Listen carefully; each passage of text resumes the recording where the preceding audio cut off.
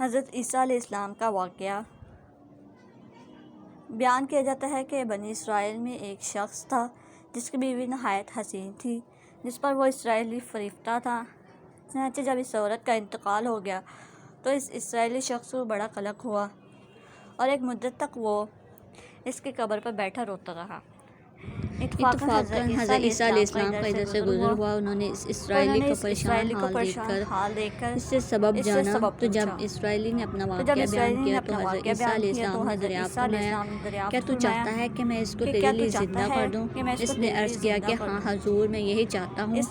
چنانچہ حضرت عیسیٰ علیہ السلام نے اس قبر کے مردے کو آواز دی تو قبر سے ایک حبشی غلام، جس کے ناک کے نتنوں، آنکھ اور جسم کے دوسرے سوراخوں سے آگ کی لپٹیں اٹھ رہی تھیں۔ حضرت عیسیٰ علیہ السلام کو دیکھتے غلام نے کلمہ پڑھا، لا الہ الا اللہ عیسیٰ روح اللہ۔